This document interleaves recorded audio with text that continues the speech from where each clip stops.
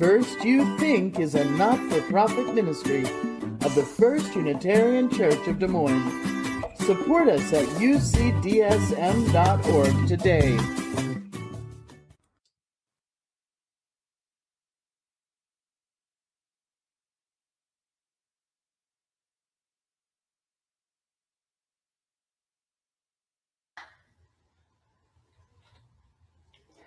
Breathing in, I observe the impermanent nature of all things.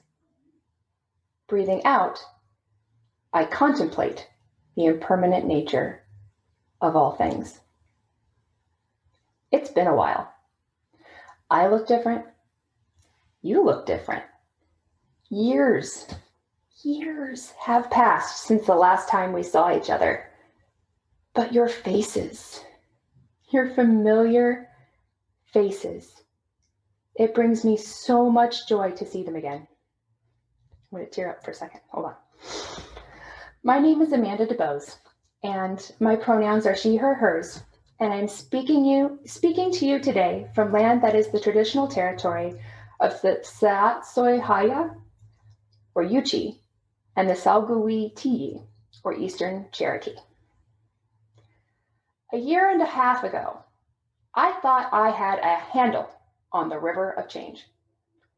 Life, business, career change, new baby, moving to a new state for the 6th time, new jobs, buying and selling houses. These things had changed my life so very, very much, and in a very short period of time. But these were changes I was accustomed to, at least. After I left Iowa, I admit I neglected my practice. I was busy figuring out life as a family of 5 and exploring the woods with my little people. Over a year would pass since I sat with a Sangha. Over a year would pass since I sat for more than a few minutes on a random occasion. The baby would wake up, the toddler would run in and interrupt. Someone always needed something, and meditation lost its priority billing. Then came the momentous change last March that made moving cross-country with a teenager, a toddler, and a 2-month-old, with only a week in an Airbnb to find a more permanent residence, look like a cakewalk. The world seemed upside down. My mind was upside down, monkeying from place to place and worry to worry. And then I received an email. Now, I'm sure it was a fluke that I had remained on the mailing list, a mistake that had been overlooked for the last year and that had flown under everyone's radar because emails were infrequent and I'm not great about unsubscribing from lists. But there it was, an invitation. We are gathering online. Come sit with us. It had been a long time, over a year, since before Ren was born, since I had sat with them. Would I be welcome? Would I be out of place? Would it be awkward? Oh, whatever, Amanda. What have you got to lose? What have you got to gain? I showed up. Familiar faces cracked into broad smiles, and their welcome was gladly received. It was as if the last year hadn't separated us. We sat mindfully together. We walked mindfully together, even when I couldn't keep my balance. We read together. We recited together. We sang, and me sometimes a little too together. Oops, mute button. We opened our hearts to one another and bared our worries, fears, faults, joys, aha moments, all the things of this life. We breathed in compassion, happiness, sorrow. We breathed out love. We held each other in community through hospitalizations, babies, moves, diagnoses, trying times, and good ones. My family moved again, this time to Tennessee. As we continue to maintain social distancing, we are fairly isolated in our new community.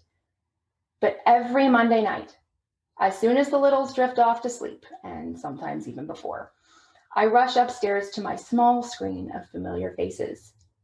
Through this last year, Awakening Hearts Sangha has been an anchor for me. reacquainting me with my practice, encouraging me to be a better, more compassionate person and parent. And for the time being, no matter where I am, as one of Thich Nhat Hanh's walking meditations go, I have arrived. I am home.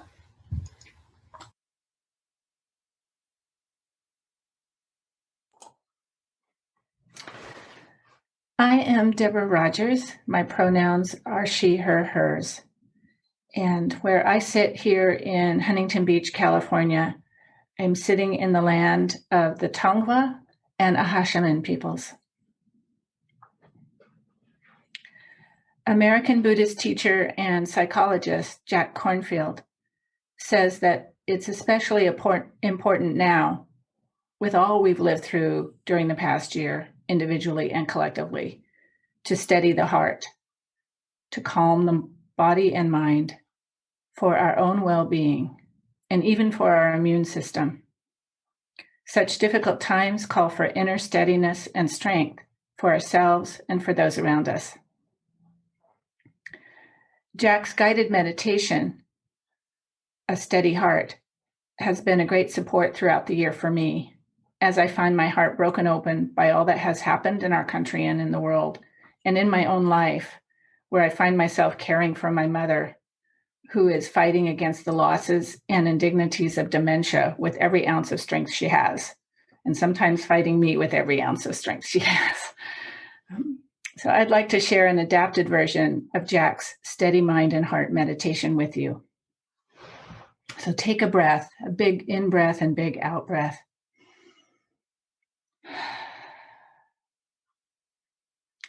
As Zen Master Thich Nhat Hanh has said, when the crowded Vietnamese refugee boats met with storms or pirates, if everyone panicked, all would be lost.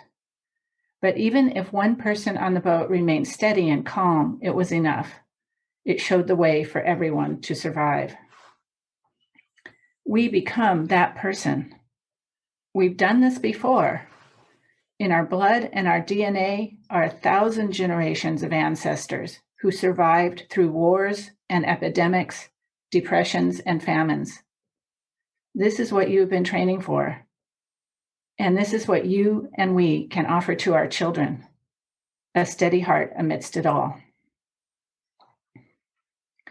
To begin this practice, take a seat in the center of your world with your feet flat on the floor, steady on the cushion or chair, grounded, seated halfway between heaven and earth in this human form. Let your eyes close gently and feel down through your body the deep connection that goes into the earth. Steady yourself. Bring a mindful, loving awareness to this present moment just as it is. And breathe 3 mindful breaths.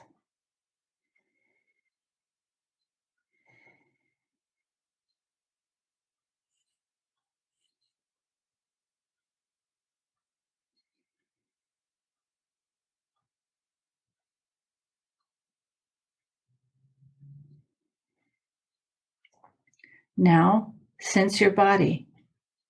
Become aware of any areas of tightness or tension, contraction, heaviness, or pain. Acknowledge these with a kind of awareness, as if with a bow. And allowing them to be present in loving awareness, let them open more. Let them expand, release, open. And as you feel the intensity and aliveness of these sensations, difficult though they may be, gradually allow them to drain down through your body, from your head and neck, down through your shoulders and arms, through your torso and pelvis, and down through your legs and back and feet, back into the earth. Allow the heaviness and tensions, contractions and tightness to move in your body and drain into the earth. And as you do, thank them. Thank you for trying to protect me. I'm steady now. I'm okay. Thank you. And feel the body open and release, grounded and steady. Breathe a mindful breath in and out.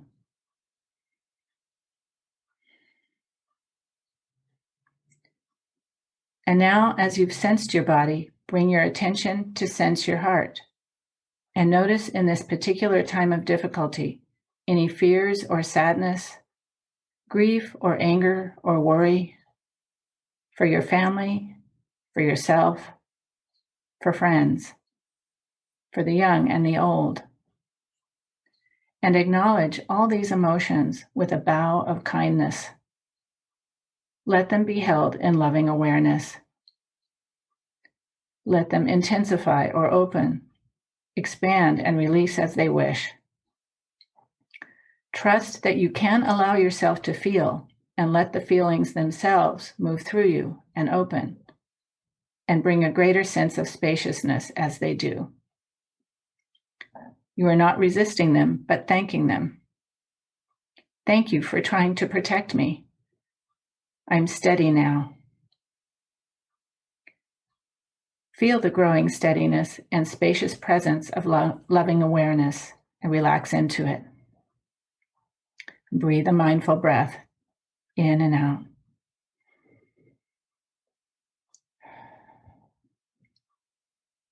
And now turn your attention to sense your states of mind.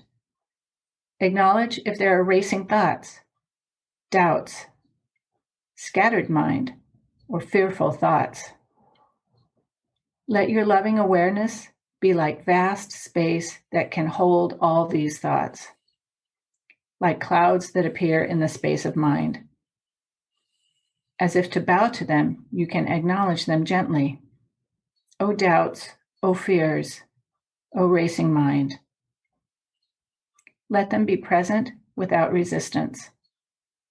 And as you allow them to open and move, you can thank them. Thank you for trying to protect me.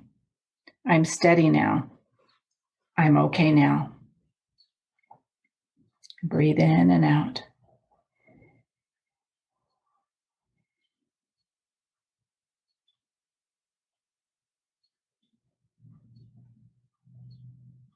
Finally, let your awareness sense yourself as a great tree. Your roots go down from your body deep into the earth, steady and strong. Feel the depth of connection, how it strengthens you and steadies you. Notice too, as your body breathes, you are like the breathing of the tree itself. Rooted in the earth, leaves exchanging oxygen and carbon dioxide, breathing in the wide open sky.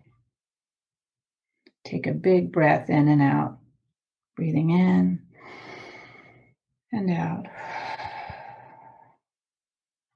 You are the great tree, standing and rooted in the midst of all of it, connected to the earth below.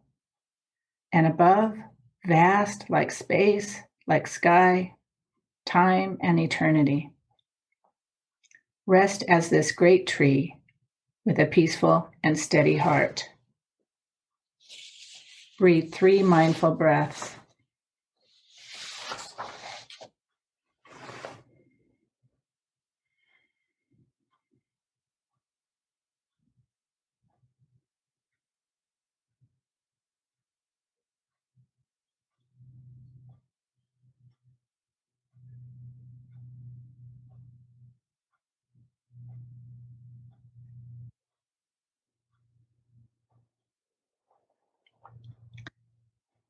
Let yourself sense how you can embody this steadiness and peacefulness where you are just now, at home with your family, amidst those who are at ease and those who are frightened and struggling. You can be the center of calm. In your community and as you move through the world, you can be that one on the boat. You can be the great rooted tree. You can bring your sense of calm and steadiness wherever you go.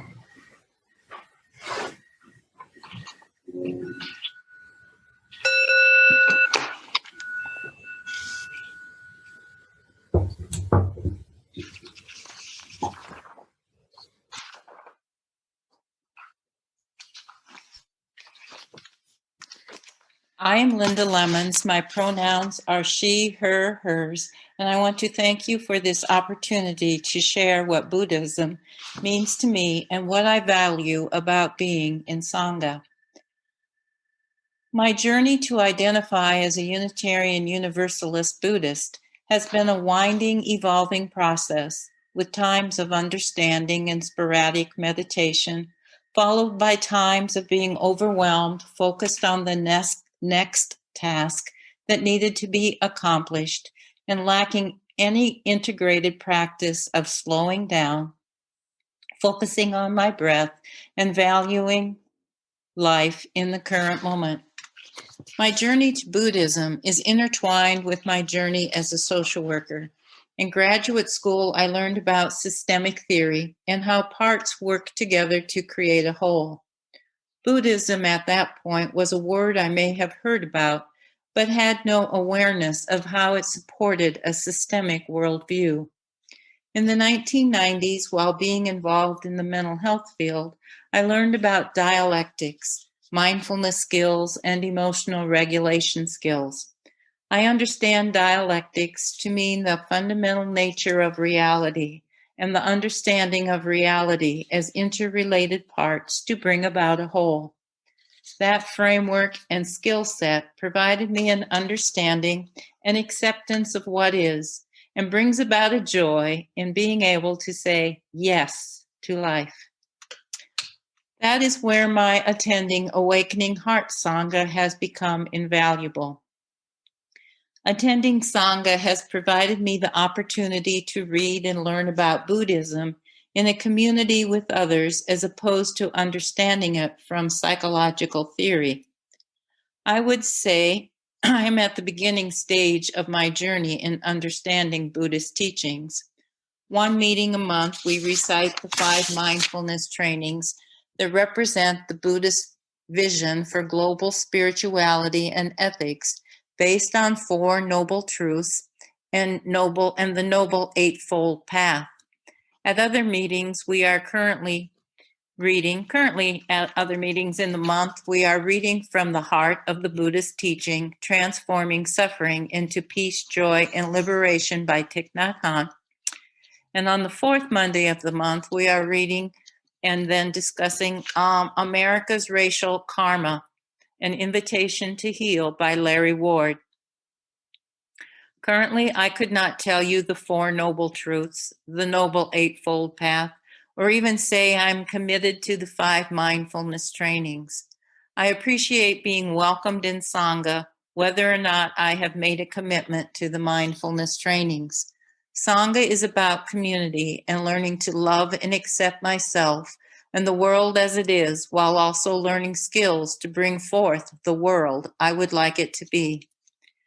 Sangha helps me not get stuck in my head, striving to understand something intellectually and then get frozen because I'll be so afraid I will do it wrong and I'm not doing it perfectly. By doing this, I totally miss the pathway of finding refuge in my own body, relaxing, and being involved in the present moment. In Sangha, I am allowed time and space to come to my own understanding and to see for myself the mental formations that keep me stuck in patterns, hindering my ability to be present in the current moment and connected to life. Recently, we reflected on the 3 jewels of taking refuge in the Buddha, Dharma, and Sangha, a fundamental practice in Buddhism. To seek refuge means to look for a place that is safe, a place we can rely on. Reciting the words, I take refuge in the Buddha, the one I know who shows me the way in this life. I take refuge in the Dharma, the way of understanding and love. And I take refuge in the Sangha, the community that lives in harmony and awareness. Just speaking those nourishes my soul and brings me back to a sense of refuge and calm. It is the interconnectedness of the Buddha, Dharma, and Sangha together that brings forth a new experience of integration. I am able to take refuge in both my own body and a community. When our Sangha decided to do this service, I said I would do a reflection only if no one else wanted to do so. Doing so lowered my fear of doing it perfectly, as I was fulfilling a responsibility for community. In the process of doing so, I gained a deeper appreciation and integration of the practice, found my own voice, and a refuge in new understandings while simultaneously experiencing the refuge of community. For that whole experience, I express gratitude and a joy in being alive at this time and place and in this community.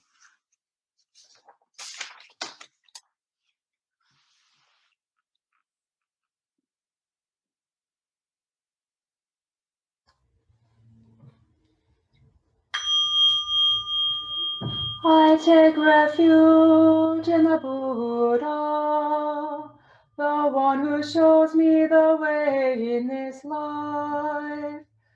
I take refuge in the Dharma, the way of understanding and of love. I take refuge in the Sangha, the community that lives in harmony and awareness. Dwelling in the refuge of Buddha, I clearly see the path of light and beauty in the world. Dwelling in the refuge of Dharma, I learn to open many doors on the path of transformation. Dwelling in the refuge of Sangha, shining light that supports me, keeping my practice free of obstruction. Taking refuge in the Buddha in myself, I aspire to help all people recognize their own awakened nature, realizing the mind of love. Taking refuge in the Dharma in myself, I aspire to help all people fully master the way of practice and walk together on the path of liberation. Taking refuge in the Sangha in myself, I aspire to help all people build fourfold communities, to embrace all beings and support their transformation.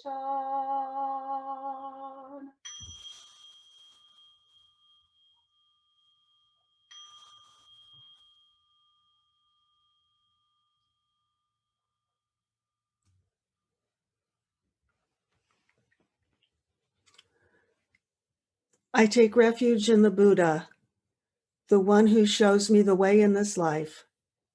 I take refuge in the Dharma, the way of understanding and of love. I take refuge in the Sangha, the community that dwells in harmony and awareness. In Buddhism, Buddha, Dharma, and Sangha are known as the three jewels, or Trirata. Buddhists turn to these jewels for guidance and support. I have encountered teachings about the three jewels many times since I began my Buddhist practice, but I did not fully understand what it means to take refuge in them until the COVID pandemic. The pandemic began for my family as it did for many. My husband Bill and I canceled spring break travel plans and wondered whether it would be safe for our daughter Rachel to return to high school in 2 weeks. We all know the rest of the story. School didn't reopen in 2 weeks or for the rest of the school year.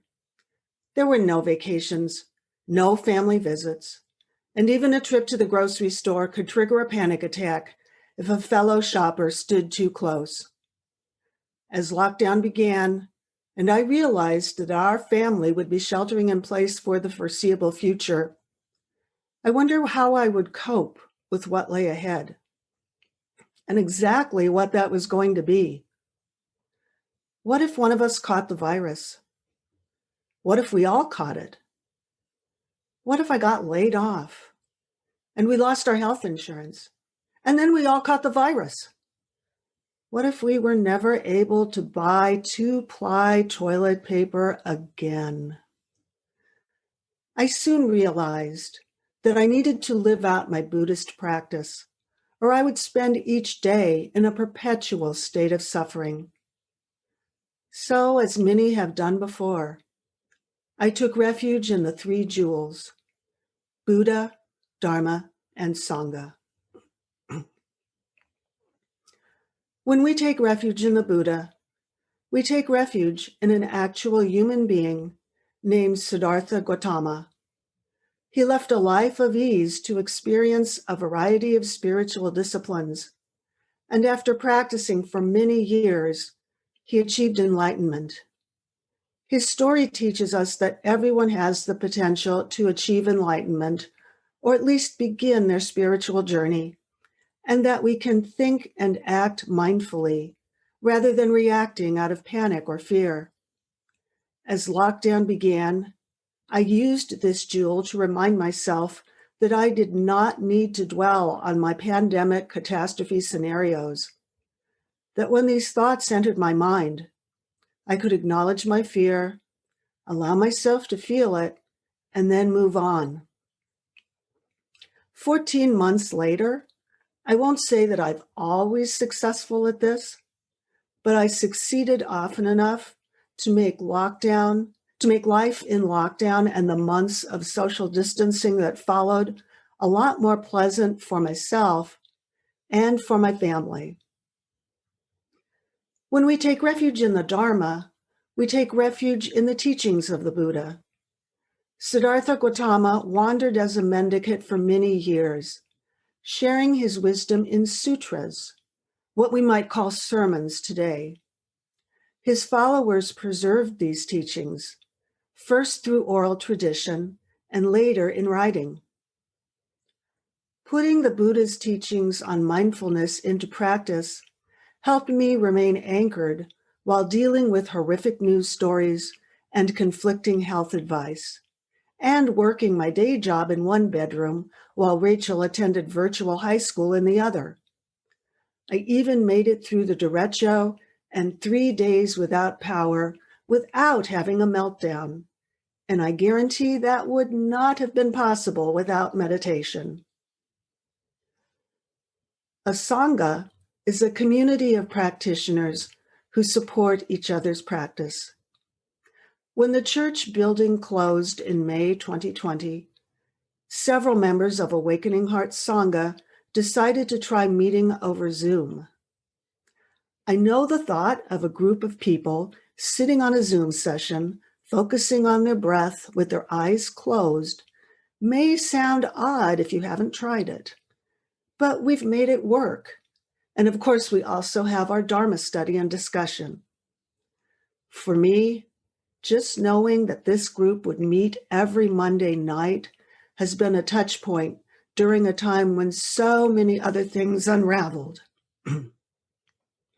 Knowing that the Sangha is there to support me helped me to maintain my practice even when I felt I was too busy and pressed for time.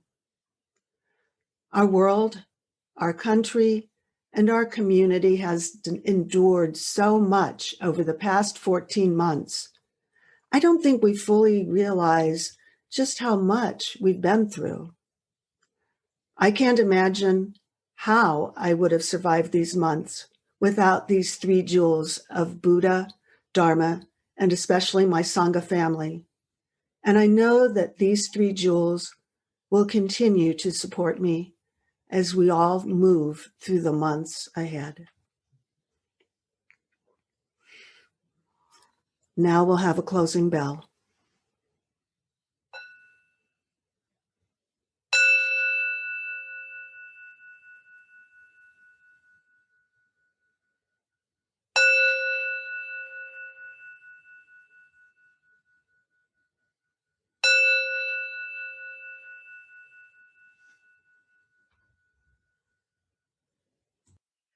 We extinguish this light and remember that all things come to an end.